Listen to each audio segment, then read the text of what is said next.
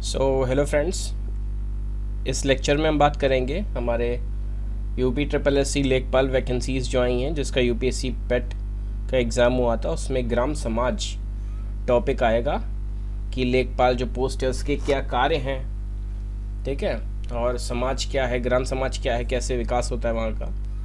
तो उससे संबंधित हम बेहद ही मोस्ट इम्पॉर्टेंट ये नोट्स हैं उनको डिस्कस कर रहे हैं। समाज दो या दो से अधिक व्यक्तियों का समूह होता है जो आपस में अंतर क्रिया करते हैं, ठीक है, वह समाज कहलाता है। ग्राम के अधिकांश लोग प्राथमिक कार्य मतलब प्राइमरी जो सर्विसेज प्राइमरी कार्य होते हैं, जैसे कि पशुपालन, कृषि, है ना, कुक्कुट, मुर्गी पालन, ये सब कृषि, बागवानी, पशुपालन इत्यादि में संलग्न रहते हैं। ग्राम शब्द का पहला प्रयोग कब हुआ था? ऋग्वेद में 13 वाद किया गया है। ग्राम समाज विकास दो या दो से अधिक व्यक्तियों के प्राथमिक संबंधों, प्राथमिक कर्तव्यों के अंतःक्रिया के आधार पर जो समाज में विकास की क्रिया करते हैं होती है, ठीक है। तो ग्राम समाज क्या है? ग्राम समाज का विकास क्या है? दो या दो से अधिक व्यक्ति हों जो प्राथमिक संबंधों व प्राथमिक कर्तव्यों के अंतःक्रिया के आधार पर जो समाज में विकास की क्रिया होती है, उसी को कहते हैं ग्राम विकास समाज। ग्राम समाज का विकास क्या है? विकास ग्राम स्तर का अधिकारी होता है। विकास ग्राम जो वीडियो होता है, लेखपाल जो है वो विकास ग्राम स्तर का अधिकारी होता है, लेखपाल, ठीक है। तो अभी हम पोस्ट के बारे में आगे देखेंगे।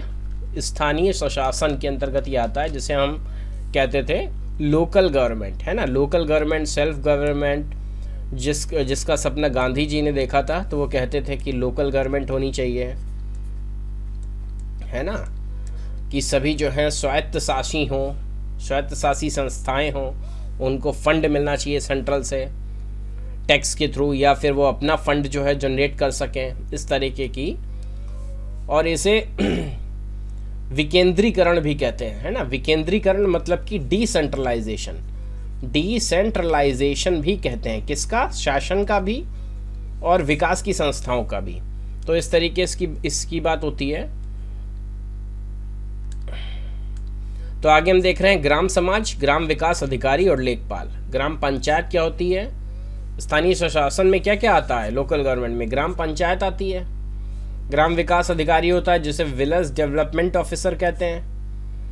ये भी यूपी ट्रिपल एस सी के थ्रू वैकेंसीज आती हैं। लेखपाल होता है, ठीक है, जिसकी वैकेंसी आने वाली है 7,000 समथिंग। तो लेखपाल के बारे में जानते हैं। ग्राम स्तर अधिकारी होता है ये। पहले इस शब्द को क्या कहते थे? हम पटवारी कहते थे। क्या कहते थे? पटवारी कहते थे। सल्तनत काल में 13वीं शताब्दी में इस शब्द का प्रयोग हुआ है। किसका? पटवारी का, जो पट्टे बांटता है, पट्ट का वितरण करता है, पट्टों का, उसी को पटवारी कहते थे, ठीक है ना। कि ये लैंड जो है ये आपकी है और इसका कागज हमने इस किसान को दे दिया है, तो यही पटवारी का कार्य है। अलाउद्दीन खिलजी द्वारा भी इसका प्रयोग किया गया था। किसका? पटवारी शब्द का।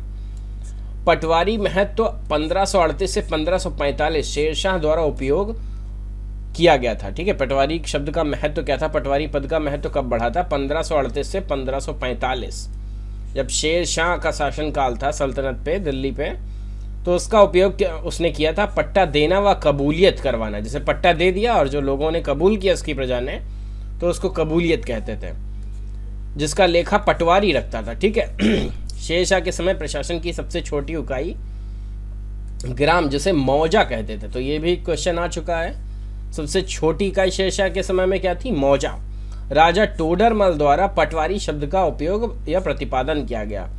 तो आप जानते हैं हरदोई में भूलेख संस्थान है राजा टोडरमल के नाम पे ही, ठीक है। तो पटवारी शब्द का प्रयोग प्रतिपादन किसने किया है? राजा टोडरमल ने किया है। ये सीतापुर के निवासी थे, राजा थे सीतापुर के।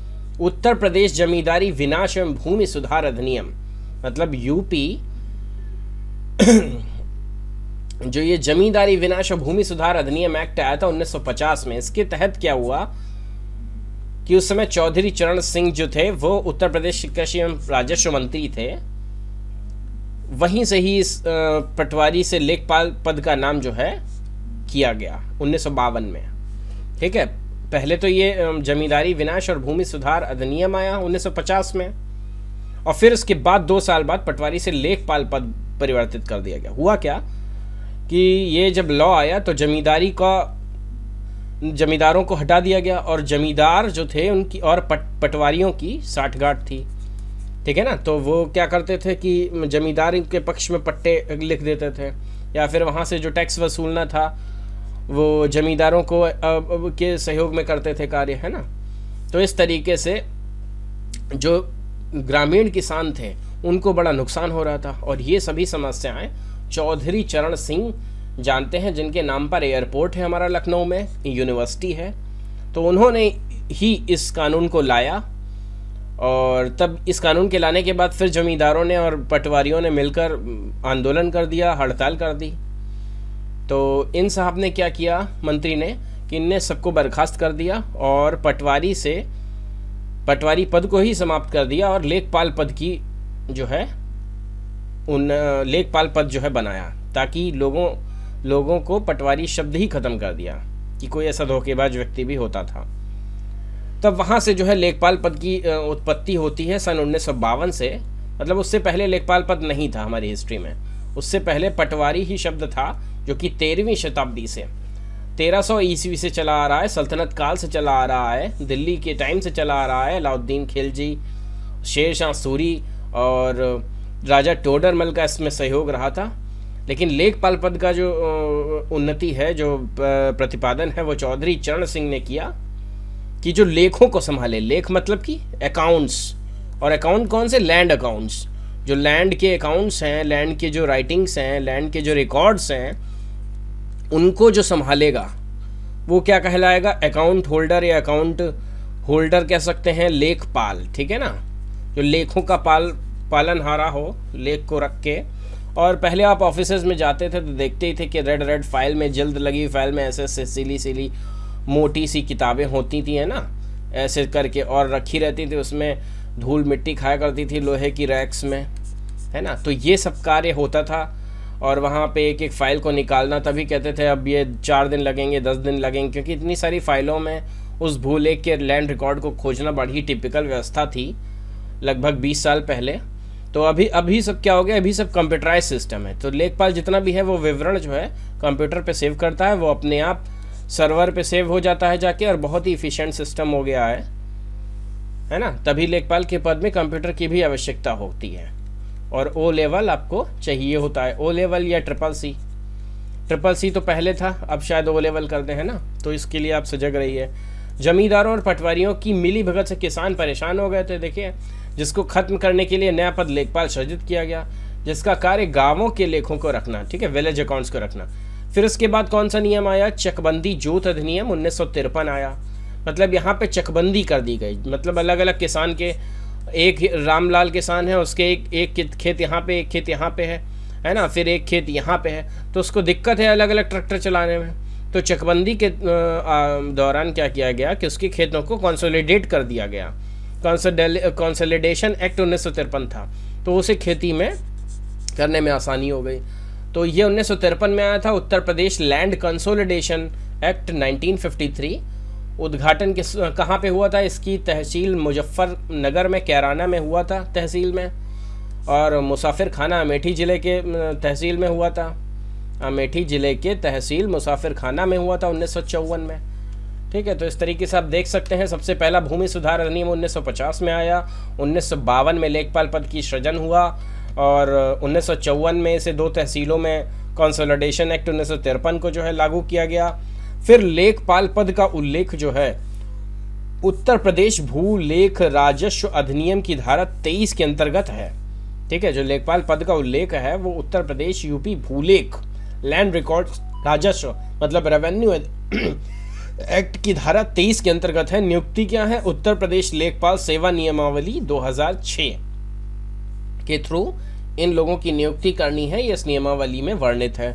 लेखपाल का ट्रांसफर कौन कर सकता है, एसडीएम कर सकता है, जिसे परगना अधिकारी कहते हैं, ठीक है। लेखपाल का कार्य क्या है, विवरण करना, किसका, भूमि का, फसल का, ठीक है। उसी हिसाब से वो रेवेन्यू बताता है कि आपको कितना टैक्स देना होगा। अब आते हैं रिकॉर्ड ऑफ राइट्स, ठीक है। तो राजस्व प्रशासन जो है, जो हमारा रेवेन्यू एडमिनिस्ट्रेशन है, कैसे हमें रेवेन्यू जो है टैक्स कलेक्ट करना है, रेवेन्यू एडमिनिस्ट्रेशन कैसे हमें रेवेन्यू एडमिनिस्ट्रेट करना है, वो कैसे आधार किस तरीके से उसका स्तरीकरण होता है, ऐसे स्ट्रेटिफिकेशन हम कहते हैं सोशियोलॉजी में, वो तो अलग मैटर है। लेकिन यहाँ पे कैसे हायरार्की है, हायरार्की वर्ड सही रहेगा यहाँ पे, वर्गीकरण कैसे है राजस्व प्रशासन का, रेवेन्यू एडमिनिस्ट्रेशन का। तो सबसे पहले तो हमारा देश है, कंट्री है, नेशन है, जो सॉवरेन है, जिसकी सीमाएं हैं, ठीक है। आर्टिकल 1, 2, 3 में कैसे बढ़ानी है सीमाएं, कैसे घटानी है, राज्यों का परिवर्तन कैसे करना है, वो अलग मैटर है पॉलिटी का। उसके बाद आते हैं प्रांत, राज्य, स्टेट। तो स्टेट लेवल पे रेवेन्यू एडमिनिस्ट्रेशन होता है, फिर मंडल लेवल पे होता है, मंडल हमारे कितने हैं, 8 है। फिर जिले लेवल पे होता है, 75 जिले हैं, तहसीलों पे होता है, फिर गांव विलेज पंचायत पे होता है। तो इस तरीके से स्तरीकरण में आके राजस्व का प्रशासन होता है, राजस्व प्रशासन होता है, रेवेन्यू एडमिनिस्ट्रेशन होता है, रेवेन्यू कलेक्ट होता है, वो टैक्स इकट्ठा होके योजनाओं में लगता है, बजट बनता है, ठीक है।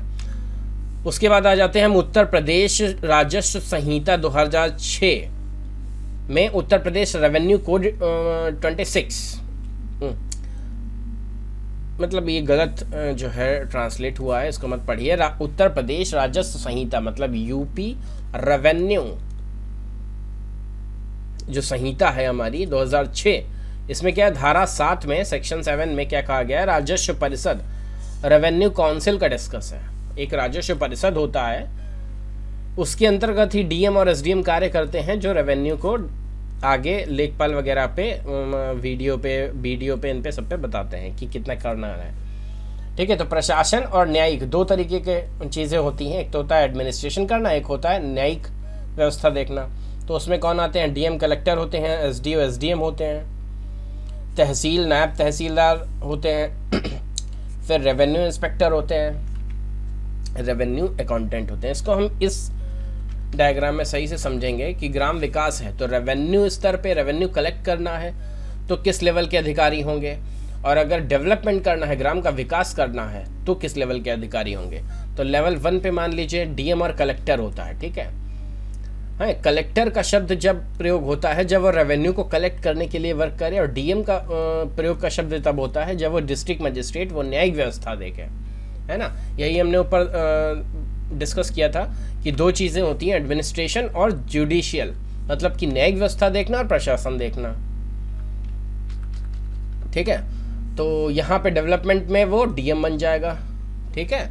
उसके बाद एसडीओ होते हैं, एसडीएम होते हैं। यहाँ पे क्या हो जाता है, जब ग्राम का विकास करना है तो सीडी होता है, चीफ डेवलपमेंट ऑफिसर, मुख्य विकास अधिकारी हो जाता है। लेवल 3 पे तहसीलदार हो जाते हैं, यहाँ पे बीडीओ ब्लॉक डेवलपमेंट ऑफिसर हो जाते हैं। इधर नायब तहसीलदार हो जाते हैं रेवेन्यू कलेक्ट करने के लिए, मतलब तहसीलदारों का काम क्या है, तहसील बटी हैं, उनके नीचे कानूनगो वगैरह काम करते हैं, लेखपाल कार्य करते हैं, तो इनका कार्य है रेवेन्यू को कलेक्ट करना। और जब डेवलपमेंट की बात आती है तो डीएम कलेक्टर के अंतर्गत सीडीओ, सीडीओ के अंतर्गत बीडीओ ब्लॉक डेवलपमेंट ऑफिसर, फिर उसके बाद एडीओ असिस्टेंट डेवलपमेंट ऑफिसर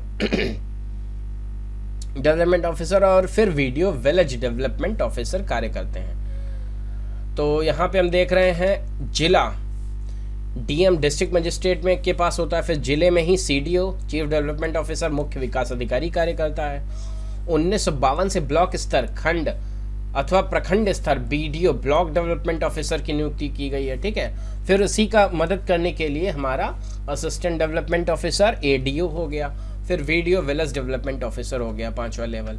तो इस तरीके से जिले के विकास के लिए विभिन्न स्तर पर अधिकारी नियुक्त किए जाते हैं। अब आ जाते हैं लेखपाल पद के 2 प्रकार हैं। कैसे, एक तो होता है राजस्व परिषद रेवेन्यू काउंसिल के अंतर्गत कलेक्टर के अधीन राजस्व लेखपाल कार्य करता है। बात समझ रहे हैं, राजस्व परिषद जो है, जो कि हमारी संहिता में वर्णित है 2006 की रेवेन्यू संहिता में, रेवेन्यू कोड में, कि कलेक्टर के अंतर्गत राजस्व लेखपाल कार्य करता है। कितना क्षेत्रफल है, कितनी फसल हुई है आदि का ब्यौरा रखना।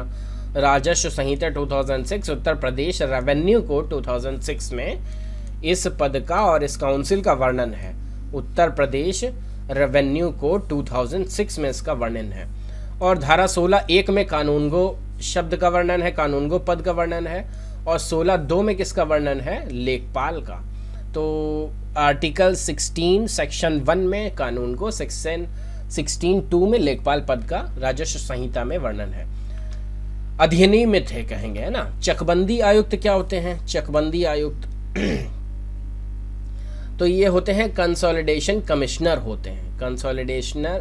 कंसोलिडेशन कमिश्नर मतलब जो ये चकबंदी का आपका एक्ट आया था 1953 में, है ना, उसी के लिए ही कंसोलिडेशन कमिश्नर है और उनके अंतर्गत चकबंदी लेखपाल कार्य करते हैं। चकबंदी मतलब कंसोलिडेशन का कार्य करते हैं, अलग अलग भूमियों को एक करके किसानों को दी जाती है। फिर आते हैं राजस्व संहिता पर। तो राजस्व संहिता 2006 है, जिसे उत्तर प्रदेश रेवेन्यू कोड 2006 कहते हैं।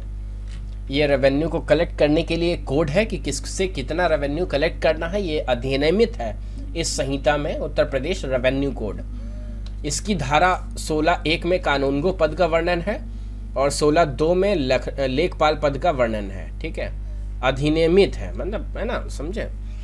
फिर राज्य सरकार के आदेशानुसार कलेक्टर अपने अनुसार जितने भी लेखपाल पद सृजित कर सकता है। तो कलेक्टर के आधार पर कलेक्टर डिसाइड कर सकता है कि उसे इस क्षेत्र में कितने लेखपाल चाहिए।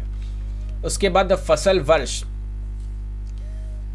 फसल वर्ष किसे कहते हैं, कब से कब होता है, तो इसको देख लेते हैं। क्रॉप और एग्रीकल्चर ईयर उत्तर प्रदेश काश्तकारी अधिनियम 1939, जो उत्तर प्रदेश का काश्तकारी अधिनियम 1939 था। यूपी टीनेंसी एक्ट 1939 की धारा 3 सेक्शन 2 में धारा 3(2) में के तहत 1 जुलाई से 30 जून तक होता है। क्या? फाइनेंशियल ईयर तो हमारा अप्रैल से होता है 31 मार्च तक, लेकिन जो फसल वर्ष है वो 1 जुलाई से 30 जून तक होता है। तहसील दिवस कब मनाते हैं? तहसील दिवस को ही अब संपूर्ण समाधान दिवस योगी सरकार ने इसका नाम बदल के कर दिया है। प्रत्येक माह के प्रथम और तृतीय मंगलवार को प्रातः 10 बजे से ये तहसील दिवस मनाया जाता है। आवेदन, शिकायत और रसीद क्रमांक 10 अंकों का होता है। आप अपनी शिकायत दर्ज करवाइए कि भाई हमारे बॉर्डर में ऐसे चेंज कर दिया है गुंडों ने, है ना, और वो आपकी रिपोर्ट कंप्लेंट दर्ज करेंगे और आपका 10 अंकों का एक कंप्लेंट नंबर दे देंगे, कंप्लेंट नंबर। और प्रत्येक वर्ष में 24 समाधान दिवस होते हैं भाई, 52 हफ्ते हैं और हर महीने में 2 होने, तो 12 दूनी 24 समाधान दिवस हो गए। अब आगे देखते हैं। गांव के राजस्व प्रशासन, भूमि सुधार, चकबंदी प्रशासन आदि से संबंधित उत्तम व्यवस्था के लिए निम्नलिखित महत्वपूर्ण भूमिका निर्धारित किए गए हैं। क्या है? मानचित्र और खसरा का अनुरक्षण करना, उत्तर प्रदेश राजस्व संहिता 2006 की धारा 30 के तहत। तो भाई कोई गांव है उसका राजस्व प्रशासन देखना है, ठीक है, भूमि सुधार देखनी है, चकबंदी प्रशासन देखना है, उत्तम व्यवस्था देखनी है। तो ये तो पता हो कि कितनी लैंड किसके नाम पर है, कहाँ से इसका मानचित्र शुरू होता है, कहाँ पे ख़त्म है, किधर नहर बह रही है, किधर नहीं बह रही है ना। ये नहीं कि बाढ़ आई और सबकी मिट्टियाँ सब एक बराबर हो गई, पता ही नहीं है किसकी भूमि कहाँ पर है, किसका लैंड कहाँ पर है ना। तो ऐसे तो गड़बड़ हो जाएगा। तो कोऑर्डिनेट्स के अनुसार मानचित्र और खसरा का अनुरक्षण उत्तर प्रदेश राजस्व संहिता 2006 मतलब यूपी रेवेन्यू कोड 2006 की धारा 30 के अंतर्गत है कि भाई इसको आपको land of records, record right रखने हैं। अधिकार अभिलेख, रिकॉर्ड ऑफ राइट्स, खतौनी जिसे कहते हैं, उत्तर प्रदेश राजस्व की धारा 31 के तहत वर्ड जो है ये खतौनी है। राजस्व संहिता धारा 31 के अंतर्गत खतौनी वर्ड है जिसे रिकॉर्ड ऑफ राइट्स कहते हैं, कि हमारा इस भूमि पर राइट है, इसका रिकॉर्ड जो है खतौनी में वर्णित है। अब उसके बाद देख लेते हैं यूपी लेखपाल, ये जो है विवेक सर का, ये जो है आप लिंक इसको फॉलो कर सकते हैं। उसके बाद देखते हैं लैंड रिकॉर्ड्स। लैंड रिकॉर्ड्स क्या हैं? जिसका उपयोग किसानों द्वारा फसल उपजाने और इनके सही मापन के द्वारा सरकार सही लगान वसूल करे, और तो भूमि लेख जो है लैंड रिकॉर्ड्स कहलाते हैं। भूमि मापन अधिकारी लेखपाल कार्य करता है, ठीक है। तो ये लैंड रिकॉर्ड रिसोर्सेज हो गए, लैंड रिकॉर्ड्स हो गए। अकबर के शासनकाल में मेन पॉइंट ये है कि 15 सूबे थे जिनको दहशाला पद्धति के अनुसार राजा टोंडरमल ने अभिलिखित करवाया था, मतलब लिखवाया था, लेख किया था उसका। भूमि की मापन के लिए गजे सिकंदरी, जिसको सिकंदर लोधी ने चलवाया, लगभग 32 इंच तथा अकबर ने उसे बदल के गजे इलाही करवा दिया। तो पहले गजे सिकंदरी था, सिकंदर लोधी ने चलवाया, अकबर ने उसे गजे इलाही करवा दिया। तो ये हमारे बहुत ही महत्वपूर्ण इंपॉर्टेंट नोट्स थे लेखपाल के, है ना। अब हम देख रहे हैं हरदोई के बारे में कि हरदोई में कितनी तहसीलें हैं। तो ये हैं सवाजपुर, संडीला, बेलग्राम, सदर, शाहाबाद, 5 तहसीलें हैं। और इस तरीके से आप हरदोई का मैप देख सकते हैं।